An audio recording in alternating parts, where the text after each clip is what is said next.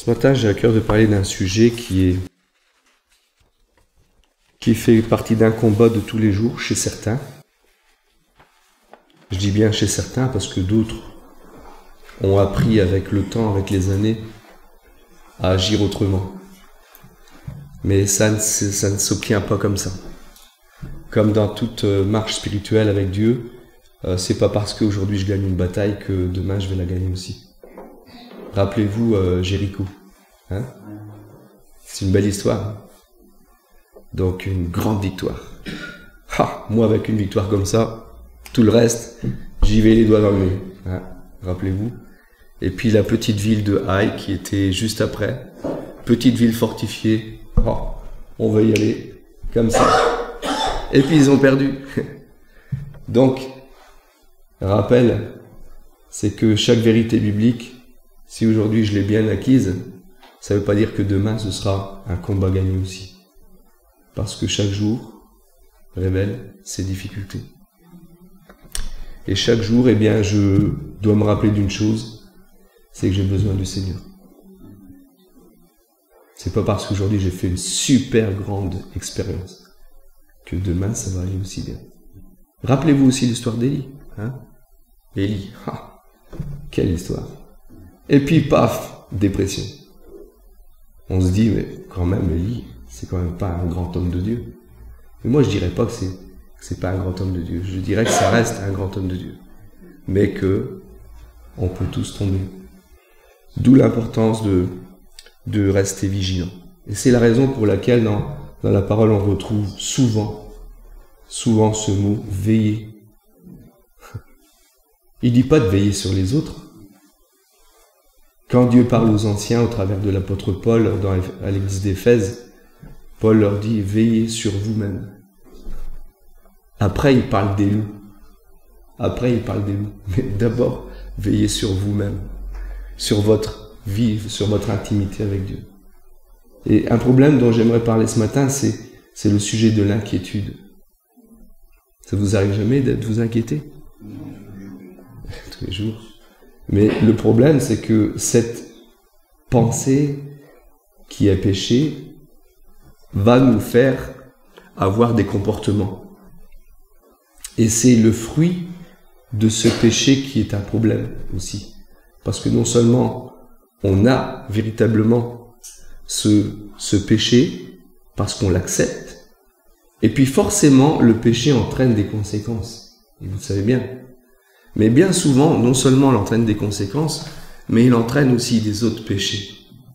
Rappelez-vous avec Caïn et Abel. Pourquoi Caïn a tué Abel? Par la jalousie. Mais la jalousie a entraîné un crime. Vous voyez? Quelque chose de plus grave encore que la jalousie. Et on voit qu'il y a un enchaînement. Et donc si nous, chrétiens, nous ne marchons pas suffisamment dans la lumière, nous pouvons, et même si on a fait des basses expériences, nous pouvons continuer à faire que cette petite boule devienne une grande boule et une avalanche. Et c'est la raison pour laquelle dans la parole de Dieu, on retrouve, et on va le voir, que bien des personnes se sont éloignées de la foi à cause de l'inquiétude. Se sont éloignées de la foi. On va prendre un passage, plusieurs passages même, mais en guise d'introduction, je voulais souligner le fait que vraiment c'est un des combats dans lequel le chrétien d'aujourd'hui est souvent confronté, parce que forcément oui, des questions se posent toujours. Comment ferons-nous face aux difficultés financières? Que mangerons-nous? De quoi nous vêtirons-nous? Des nouvelles psychoses. Plus on regarde la télé. Je suis désolé, mais quand vous regardez la télé, vous entendez quoi? Les Belges. Oh, le monde va super bien. Ça va comme sur des roulettes. Non, il y a toujours des choses terribles, négatives, tristes, énervantes, inquiétante. On nous parle de toutes ces choses qui se produisent, donc ces craintes que nous avons, des effets de pollution atmosphérique, de dépravation morale. On nous dit maintenant, ça va, c'est vraiment dans du n'importe quoi qu'on va. Et je comprends que nous, chrétiens, on peut être quelquefois même surpris de cette déchéance morale, aussi de l'accroissement du chômage qui vient se greffer à tout ça, qui crée aussi des inquiétudes pour nous-mêmes, peut-être aussi pour nos enfants, pour les guerres, pour les bruits de guerre qu'on entend. On se dit, ben, si ça vient chez nous, hein, la crise est là, et souvent c'est suite à des crises qu'il y a des guerres. Donc je disais, nombreux sont les chrétiens qui se sont éloignés de Dieu à cause de l'inquiétude. Et c'est tellement vrai que Jésus, quand il parle des 4 terrains, il y a ce terrain dans Luc chapitre 8, verset 14, où il dit que ce terrain, c'est la graine, la semence qui est tombée, c'est au chapitre 8, verset 14, hein, parmi les épines. Ce sont ceux qui, ayant entendu la parole, s'en vont et la laissent étouffer par les soucis, les richesses et les plaisirs de la vie. Ils ne portent point de fruits qui viennent à maturité. C'est pourquoi donc il est bon de s'encourager au travers de la parole de Dieu. Parce que on rappelle, comme pour dire attention, attention. Voilà ce que le Seigneur nous dit.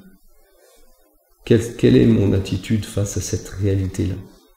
Et c'est souvent devant cette lumière que je prends conscience que j'ai des choses, nous avons tous des choses à revoir dans notre façon de faire, dans notre façon d'abord de penser.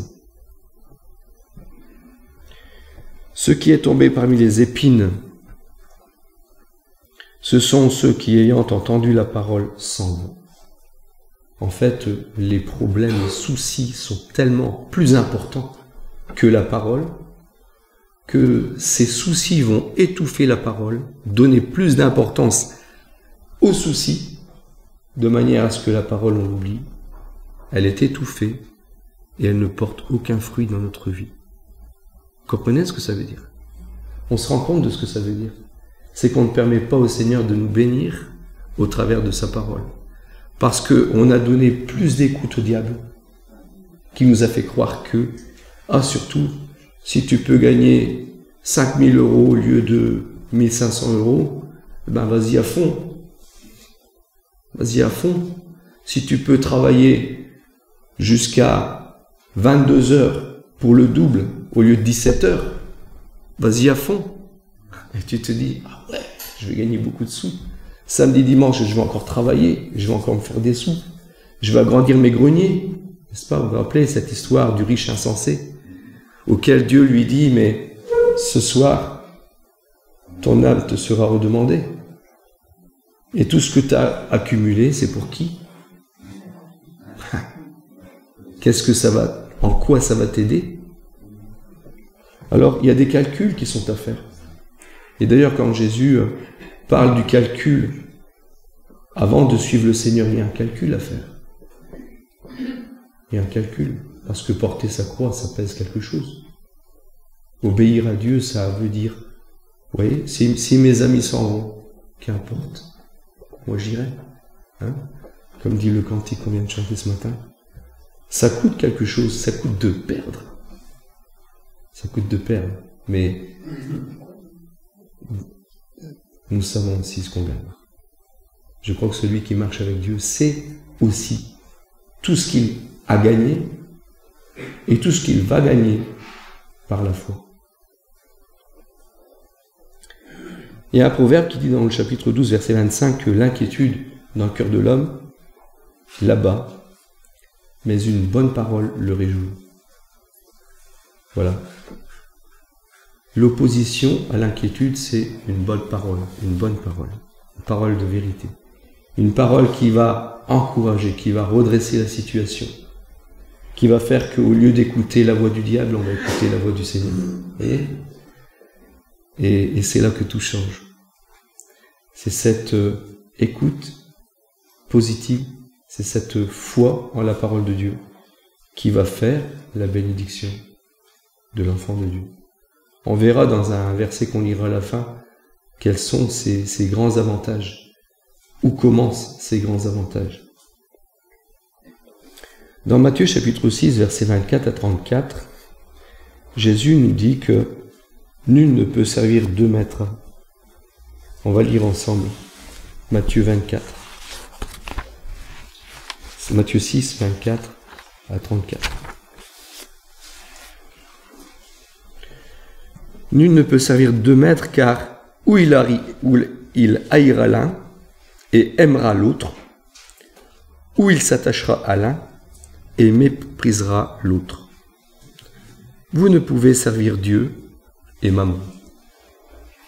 C'est pourquoi je vous dis, ne vous inquiétez pas pour votre vie, de ce que vous mangerez, ni pour votre corps, de quoi vous serez vêtus. La vie n'est-elle pas plus que la nourriture, et le corps plus que le vêtement? Regardez les oiseaux du ciel, ils ne sèment ni ne moissonnent, ils n'amassent rien dans les greniers, et votre Père céleste les nourrit. Ne valez-vous pas beaucoup plus qu'eux? Qui de vous, par ses inquiétudes, peut ajouter une seule coudée à la durée de sa vie? Et pourquoi vous inquiétez au sujet du vêtement? Observez comment croissent les lys des champs, ils ne travaillent ni ne filent. Cependant, je vous dis que Salomon même, dans toute sa gloire, n'a pas été vêtu comme l'un d'eux. Si Dieu revêt ainsi l'herbe des champs, qui existe aujourd'hui et demain sera jetée au four, ne vous vêtira-t-il pas, à plus forte raison, gens de peu de foi? Ne vous inquiétez donc pas en disant « Que mangerons-nous » ou « Que boirons-nous » ou « De quoi serons-nous vêtus » car ceux-là, ce sont les païens qui le recherchent. Or, votre Père céleste sait que vous en avez besoin. Cherchez premièrement son royaume et sa justice, et tout cela vous sera donné par-dessus. Ne vous inquiétez donc pas du lendemain, car le lendemain s'inquiétera de lui-même. À chaque jour suffit sa peine. À chaque jour suffit sa peine. J'ai beaucoup été éprouvé durant ce premier mois de l'année. Il y a un verset qui m'a beaucoup encouragé. J'avais tendance de regarder les problèmes qui s'accumulent et je me suis dit, mais et pour les mois à venir, à rajouter ce qu'il y avait à faire, tout ce qu'il fallait faire. Et j'étais en train de m'accaparer d'un fardeau qui devenait immense. Et puis il y a ce verset qui m'a beaucoup encouragé, « À chaque jour suffit sa peine ». Et j'ai dit « Seigneur, merci, parce que aujourd'hui je m'occupe de ça, et demain on verra pour le reste. À chaque jour suffit sa peine ». C'est un soulagement quand on revoit les choses comme Dieu les voit. D'où l'importance pour nous chrétiens de rester sans cesse proche de la parole de Dieu, d'être à l'écoute de la parole de Dieu. Ce que j'ai compris hier, je peux l'oublier aujourd'hui. N'oublions pas. Et à cause de cet oubli, des attitudes négatives. Et on doit la faire attention.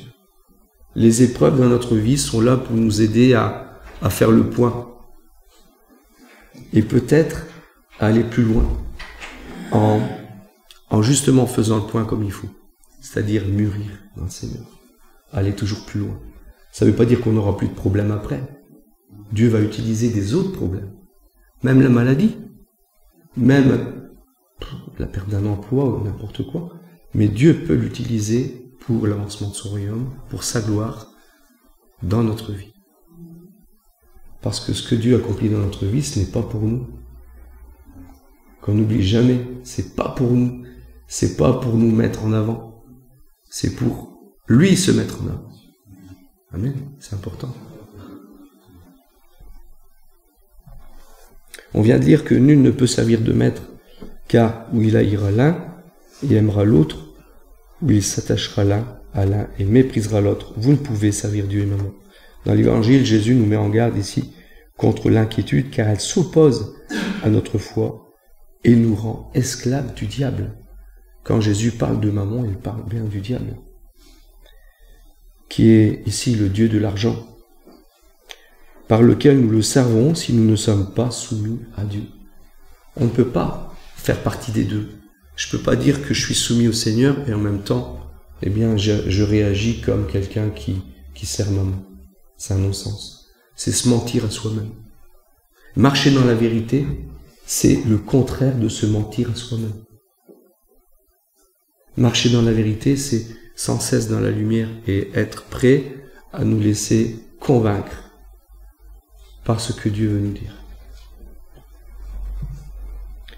Inévitablement, la loyauté et la préférence iront à l'un ou l'autre. Il en est de même pour Dieu et Mammon, ils ont des objectifs opposés face auxquels un choix s'impose. Ou nous mettons Dieu au premier plan, et on rejette ainsi l'emprise du matérialisme, où nous vivons pour les choses temporelles, et refusons la seigneurie de Dieu sur notre vie. Parce que on veut avoir toujours plus pour être sûr du lendemain, et toujours plus, on n'est jamais satisfait, on n'a jamais le temps pour le Seigneur. Il y a des choses à faire pour le Seigneur, pour l'avancement du royaume de Dieu. On n'a pas l'argent, on n'a pas le temps. Là, il faut s'inquiéter. Mais pas s'inquiéter dans le sens négatif, dans le sens positif. Il faut se poser des questions et se dire, mais est-ce que je marche dans la soumission à Dieu ou je suis sous l'emprise de maman? Le Seigneur a donné beaucoup d'importance quand même à ce message. Vous vous rendez compte qu'il y a quand même pas mal de versets dans lesquels il souligne la gravité d'une chose, de l'inquiétude. La gravité de l'inquiétude. Et au verset 25, « C'est pourquoi je vous dis, ne vous inquiétez pas pour votre vie et de ce que vous mangerez, ni pour votre corps, de quoi vous serez vêtus. La vie n'est-elle pas plus que la nourriture et le corps plus que le vêtement ?» Oh, la parole de Dieu, c'est pour la vie. C'est même pas pour la vie que sur terre. C'est aussi pour la vie éternelle, parce que la parole de Dieu a des effets éternels. Et ce qui va rester à notre mort, c'est la parole de Dieu dans notre vie. Comment on l'a appliquée, là où elle a transformé quelque chose, ce quelque chose va durer éternellement. Là, quand la Bible dit la parole de Dieu demeure éternellement, c'est aussi dans sa transformation dans notre vie, dans ce qui a été acquis par la foi, qui va se retrouver dans l'éternité.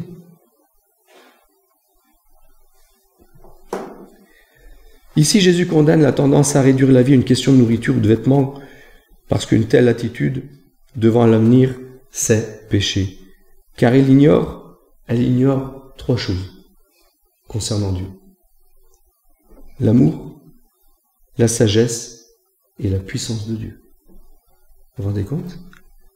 Elle ignore, quand on s'inquiète, on ignore l'amour de Dieu. La sagesse, est-ce que Dieu peut? Est-ce que Dieu a suffisamment d'intelligence, de sagesse pour s'occuper de moi? Vous vous rendez compte jusqu'où ça va? Et est-ce qu'il est capable? Est-ce qu'il est assez puissant? Parce que si ces choses, on n'y croit pas, on ne va même pas prier. Et comme on dit souvent dans nos réunions de prière, on souligne l'importance de comment nous voyons Dieu quand nous entrons en prière. Parce que si nous le voyons comme un Dieu impuissant, notre prière, ça ne sert à rien. Ça ne sert à rien de prier. Parce que c'est par la foi qu'on prend conscience de ce que Dieu est, de chacune des choses qu'il est, de ses attributs, mais encore de chacune de ses promesses. Si je ne suis pas sûr qu'il me promet quelque chose, ça ne sert à rien que je prie. Si par contre il me dit, priez sans cesse, priez pour les uns pour les autres, parce que la prière du juste a une grande efficacité, ça veut dire quoi? Ça veut dire que je sais que si je vais prier, ma prière, parce que je sais que je marche dans la justice selon Dieu, elle a une grande efficacité, il va y avoir un impact. Sinon je ne prie pas, ça ne sert à rien. N'est-ce pas? C'est la logique que je dis.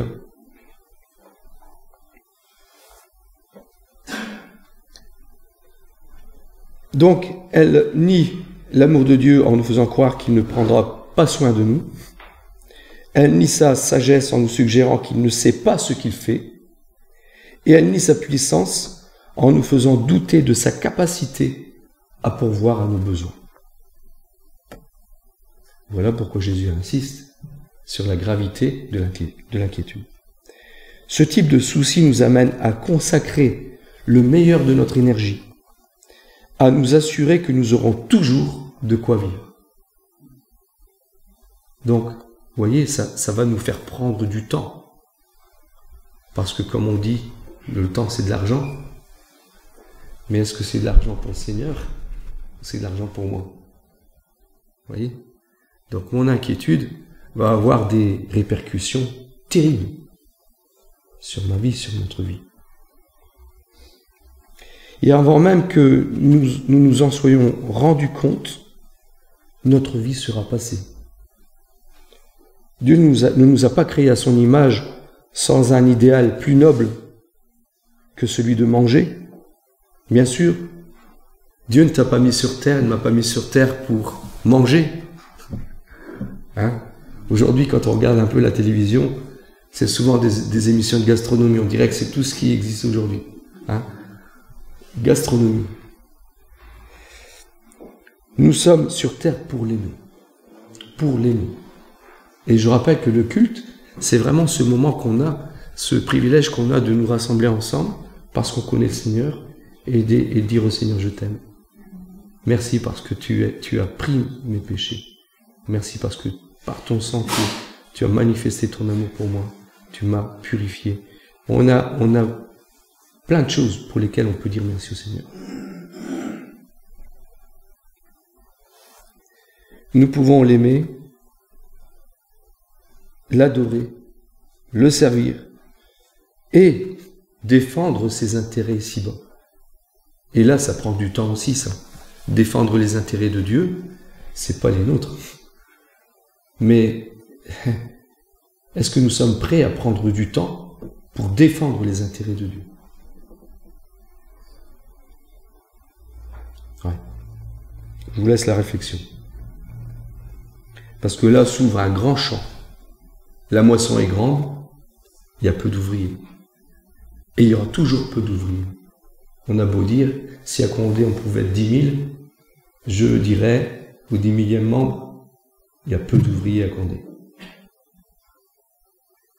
Parce que les ouvriers, c'est des personnes qui s'engagent et qui travaillent dans la moisson, parce qu'il y a du besoin. Le verset 26 nous dit, Jésus nous dit, regardez les oiseaux du ciel. Ils ne sèment, ils ne moissonnent et ils n'amassent rien dans les greniers. Et c'est vrai. Les oiseaux n'amassent rien. Et votre Père Céleste les nourrit. Ne valez-vous pas beaucoup plus qu'eux? Est-ce que vous ne valez pas plus qu'eux, qu'un oiseau?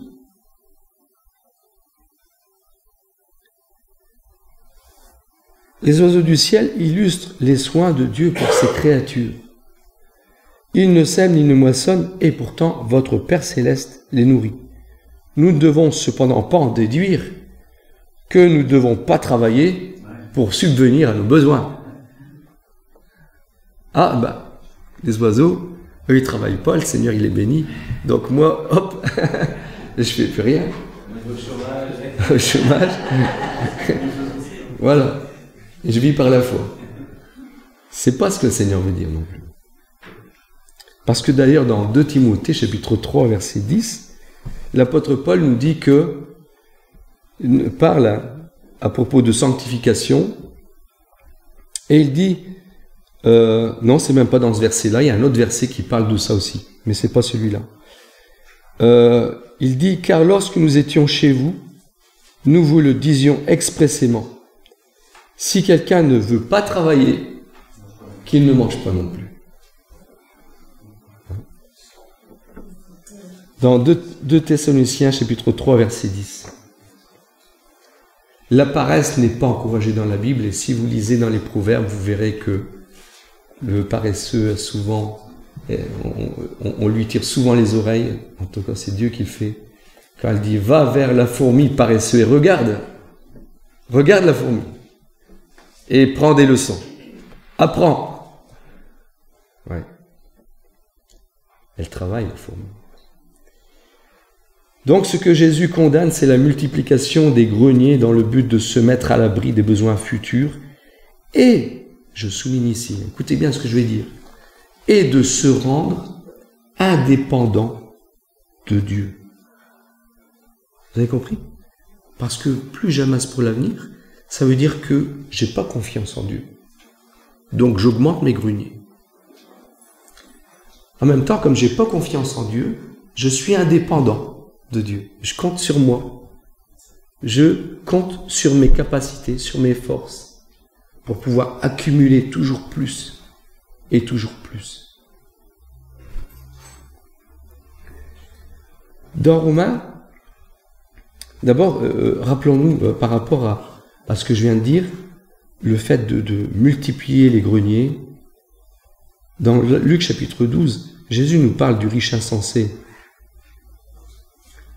et qui est vraiment un exemple. Mais on ne va pas le lire, on n'aura pas le temps ce matin de lire cette histoire du riche insensé qui a vu que bien sa moisson, elle rapportait toujours plus, et il s'est dit, je vais détruire mes greniers, et je vais en faire des beaucoup plus grands. Donc il n'a de penser que pour faire toujours plus grand, toujours plus riche, toujours plus indépendant. Par rapport aux petits oiseaux, j'aimerais dire quelque chose. Dans la hiérarchie des êtres qui ont été créés par Dieu, nous valons beaucoup plus que les oiseaux. Vous êtes d'accord là-dessus? Dans Romains 8, 32, l'apôtre dit aux Romains, l'apôtre Paul dit ceci, « Lui qui n'a point épargné son propre fils, mais l'a livré pour nous tous. Comment ne nous donnera-t-il pas aussi toutes choses avec lui? » Si Dieu a donné son Fils pour vous et pour moi, il a certainement beaucoup de choses encore à nous donner.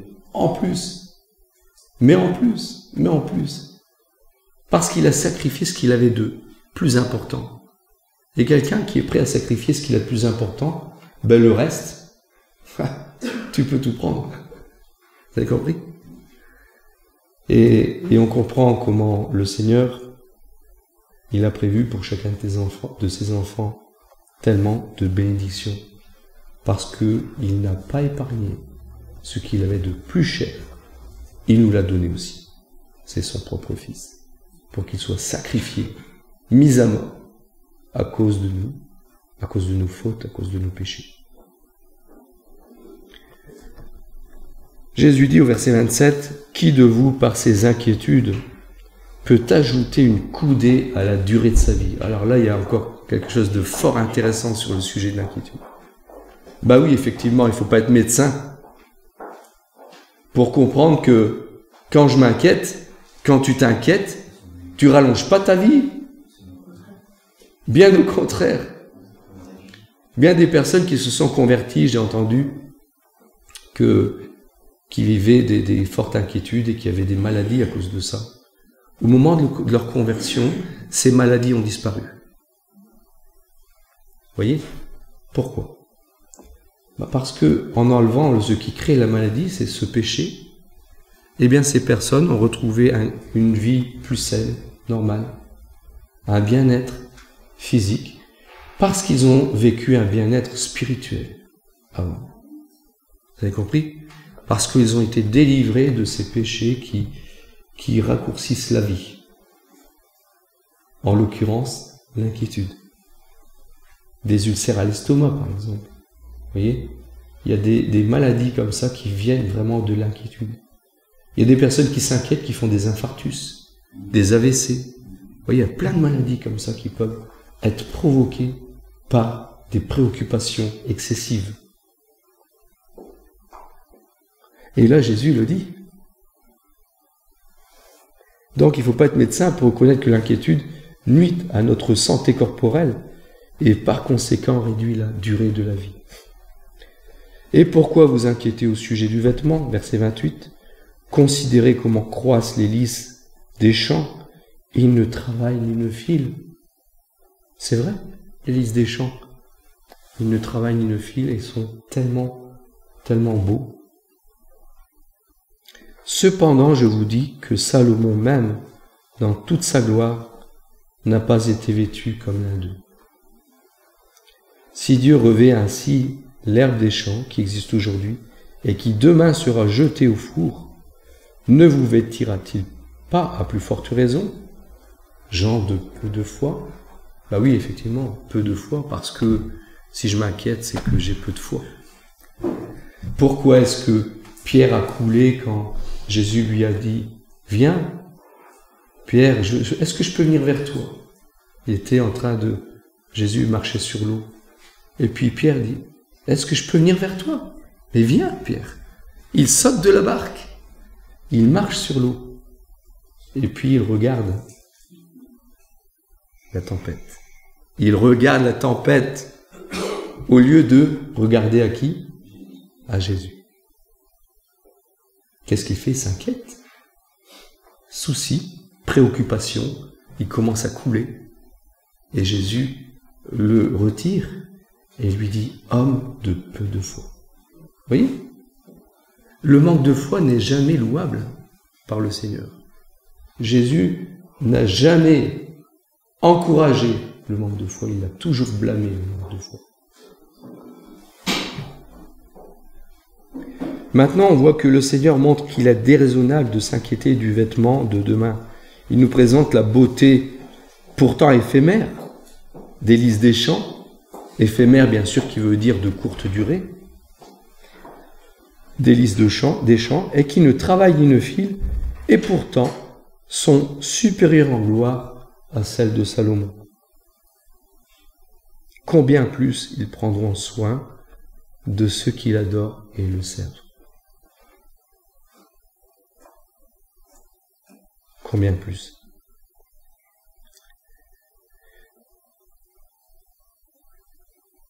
Parce qu'il a donné son Fils pour eux. Combien plus? S'il a donné déjà, comme on l'a lu tout à l'heure dans Romains 8, s'il a donné son Fils, combien plus il s'occupera de chacun de ses enfants. Au verset 33, au verset 31 plutôt,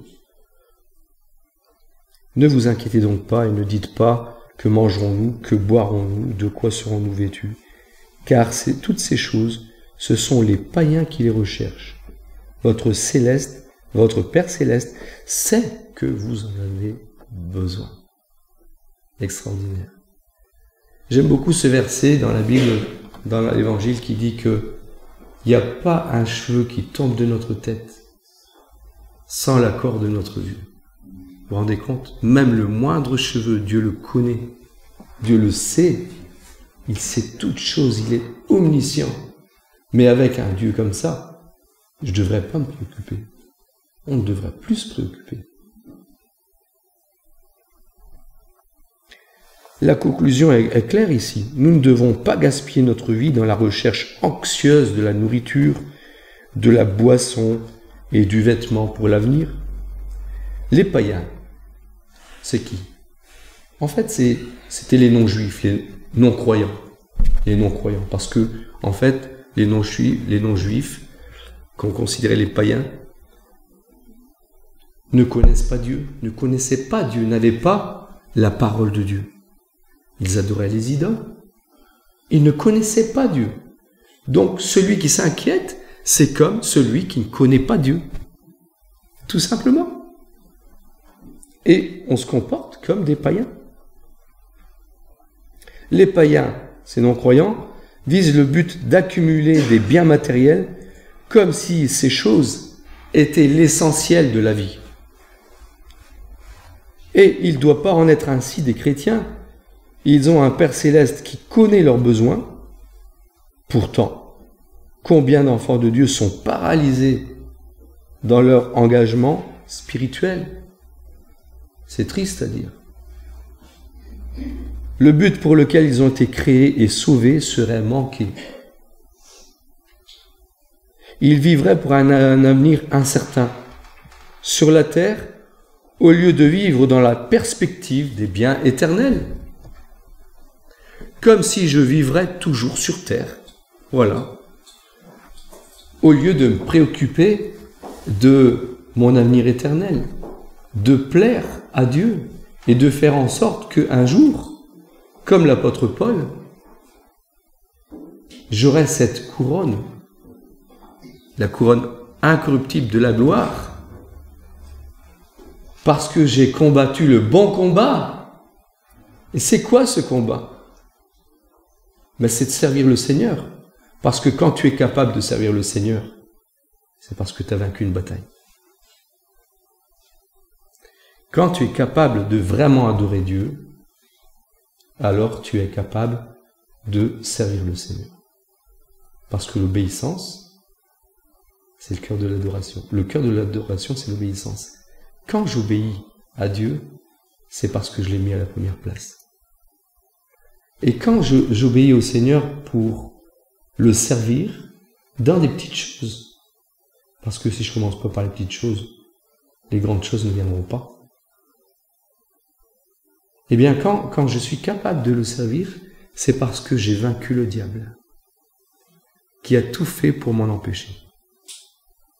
Au début de ma conversion, si on m'avait dit un jour, « Toi, Louis, tu seras prédicateur », moi, je lui ai dit, « T'es tombé sur la tête ». Je lui aurais dit ça. Parce que j'étais convaincu être quelqu'un de timide. Le diable m'a fait croire que j'étais timide. J'y croyais tellement que j'avais peur de sortir de la maison, quelquefois. J'avais peur de rencontrer des gens. Rendez-vous compte. Mais grâce au Seigneur, en lisant la parole et disant, « Seigneur, j'accepte ta parole. » Et je me suis rendu compte que j'avais affaire à quelque chose de costaud, qui s'appelait Satan. Et quand je citais la parole de Dieu, disant je crois à la parole de Dieu, je me suis rendu compte vraiment que j'avais affaire à quelque chose de spirituel. Jusqu'à ce que j'ai vécu des victoires. Et c'est à cause de ces victoires que je suis devenu serviteur de Dieu. Sinon, je ne serais jamais devenu un serviteur de Dieu. Vous ne deviendrez jamais un serviteur de Dieu si vous êtes dirigé par l'inquiétude, par les préoccupations de la vie. Parce qu'à chaque fois, vous aurez des empêchements. Et vous direz, ah mais je ne peux pas parce qu'il y a ça, parce qu'il y a ça. Et ce sera toujours des bonnes excuses. Vous avez compris ce que je veux dire? Mais à un moment donné, il faut se dire, mais ça, c'est peut-être pas utile. Je peux peut-être me contenter de ça. Il y a un verset dans la Bible qui dit aussi, contentez-vous de vos biens actuels. Mais si j'en veux toujours plus, ça sera pour moi, mais ça ne sera pas pour le Seigneur. Donc, le temps, c'est de l'argent. Donc, apprenons à calculer comme le Seigneur veut qu'on calcule, à sa lumière, la lumière de sa parole. Le verset 33 qui clôture le sujet avec le 34. Cherchez premièrement le royaume et la justice de Dieu. Et toutes choses vous seront données par-dessus. Quand on cherche le royaume de Dieu, c'est-à-dire tout ce que Dieu a pour nous, tout ce qui lui appartient, quand on recherche l'avancement de ce royaume, c'est le contraire de l'avancement du royaume du diable, n'est-ce pas? Ténèbres. Quand je veux le royaume de Dieu, c'est que je veux qu'il y ait toujours plus de lumière dans mon pays, dans ma maison. Et donc, je serai pour toujours dire la vérité selon Dieu, même si elle dérange, même au risque de me faire persécuter. Parce que forcément, tous ceux qui voudront vivre pieusement en Christ seront persécutés. Il ne faut pas se faire d'illusions. Mais en cherchant ce royaume de Dieu, je vais permettre à Dieu de me bénir. Il va nous bénir dès lors qu'on cherche le royaume de Dieu. On cherche son royaume. On s'investit chacun avec les capacités que nous avons, avec les petites ou grandes capacités que nous avons, de faire avancer le royaume de Dieu. Et on sera béni au-delà. Je dois dire aussi que bien des choses que j'espérais même pas avoir, j'aurais aimé, mais bon, Si Dieu le veut. Et Dieu me les a donnés. Dieu me les a donnés. La plupart de ces choses, je ne les ai pas voulues. Comme, voilà, je vais travailler pour avoir ceci, pour avoir cela. Non, je ne les ai pas cherchées. Et puis Dieu me les a donnés. Voilà. Gloire à Dieu. Quand on le met à la première place, il peut se passer des choses. Mais avant tout, ce n'est pas que Dieu nous doit quelque chose. Je tiens aussi à souligner, parce que dans l'évangile de la prospérité, on insiste sur le fait que, voilà, faites ceci et Dieu va vous bénir, vous allez devenir riche. Attention, non. Dieu ne nous doit rien du tout. Tout ce que nous avons, même la moindre grâce, le moindre cadeau, c'est une grâce. Et une grâce, c'est quoi? C'est quelque chose qu'on ne méritera jamais. C'est quelque chose qu'on ne mérite pas. La seule chose qu'on mérite, vous savez ce que c'est? C'est la mort. Le salaire du péché, c'est la mort. Donc, qu'on comprenne bien que si on mérite bien quelque chose, c'est la mort. Par contre, quand on obéit à Dieu, qu'on sort de la mort, on passe à la vie éternelle, grâce à Jésus-Christ, qui a donné son sang pour ça, eh bien, tout est bénédiction, parce que si on marche, il y a toujours le si, il y a toujours un conditionnel. C'est si j'écoute la voix de Dieu, si je marche dans la voix de Dieu. Il y a la voix de Dieu et les voies, le chemin, n'est-ce pas, de Dieu. Alors, la bénédiction, elle est certaine, parce que Dieu ne ment pas. Dieu ne ment pas. Mais Dieu nous promet aussi des difficultés. Il y aura aussi des persécutions. Voilà. Mais je préfère être persécuté avec la paix en Dieu que d'être persécuté parce que j'ai fait du mal. Hein? Là, c'est du mérite. Donc, en conclusion, on voit ici que Dieu établit une alliance avec ses disciples. Si vous cherchez premièrement le royaume et la justice de Dieu, alors je veillerai à ce que vous ne manquiez jamais du nécessaire. Donc, Dieu nous promet une chose, c'est que non seulement il nous promet qu'il ne nous manquera jamais du nécessaire, mais ce sera même au-delà de ce qu'on a besoin. Par-dessus. Ne vous inquiétez donc pas du lendemain, car le lendemain aura soin de lui-même. À chaque jour suffit sa peine. Ne vous inquiétez donc pas du lendemain, nous ne pouvons pas porter le fardeau d'un avenir que nous ne pouvons pas maîtriser. Parce que l'avenir, aucun de nous, on peut le maîtriser. Donc si on commence à s'inquiéter pour quelque chose qu'on ne peut pas maîtriser, je vais vous dire une chose, je pense quelquefois, par exemple, à ces milliardaires qui réussissent leur vie, une carrière à fond dans la carrière, et puis dans la cinquantaine, ils ont le cancer et ils meurent. Ils ont des milliards en banque, et qu'est-ce qu'ils ont profité? Rien du tout. Parce qu'ils ne sont même pas partis en retraite.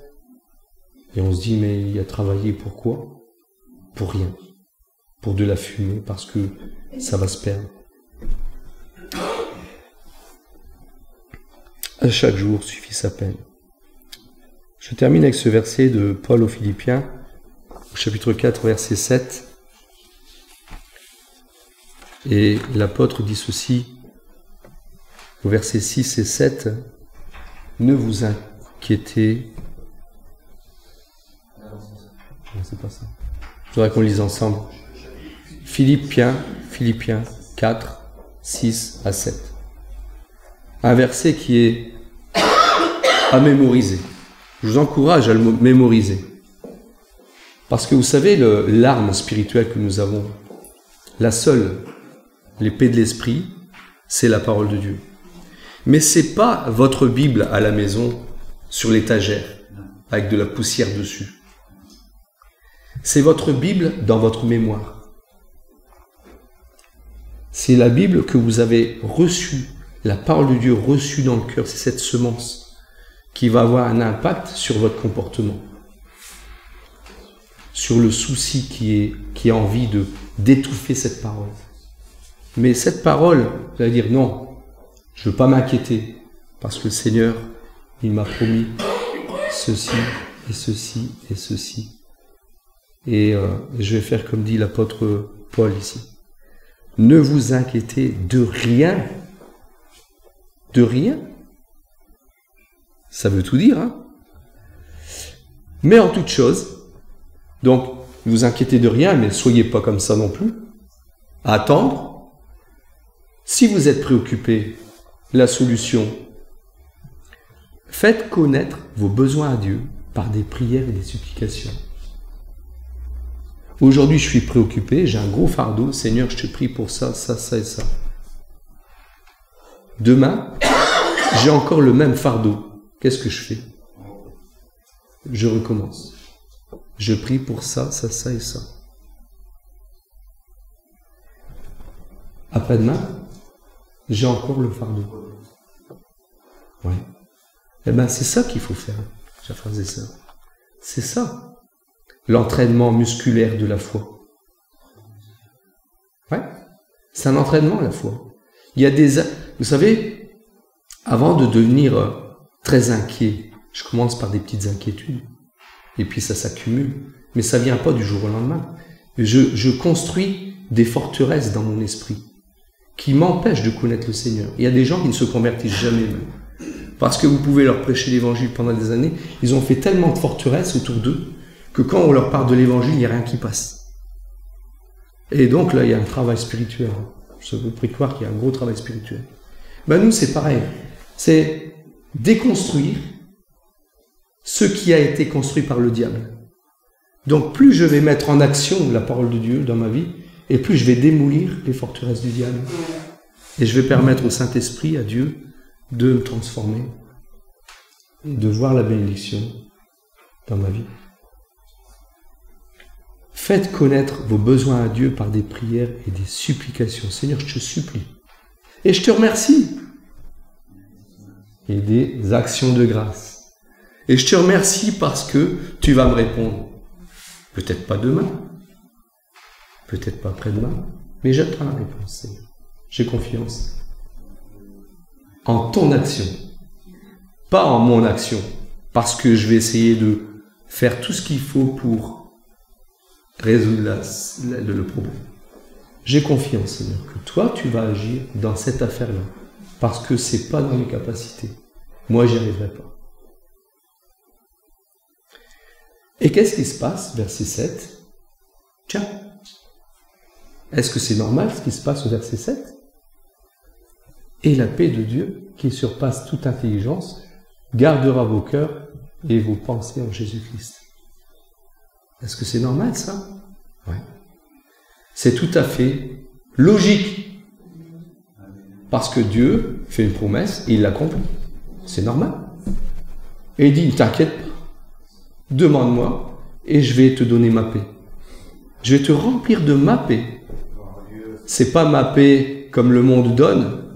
Hein, quand on dit, ah, tu as reçu une prime. Ah, super, je vais pouvoir payer ma facture. C'est ma paix. Ça veut dire que même si le problème tient encore un peu, tu es tranquille. Tu as là une paix, tu es bien, tu es tranquille. Tu sais que le Seigneur s'en occupe. Ben, quand tu arrives à ce niveau-là, chers frères et sœurs, c'est que tu as gagné le combat. Amen.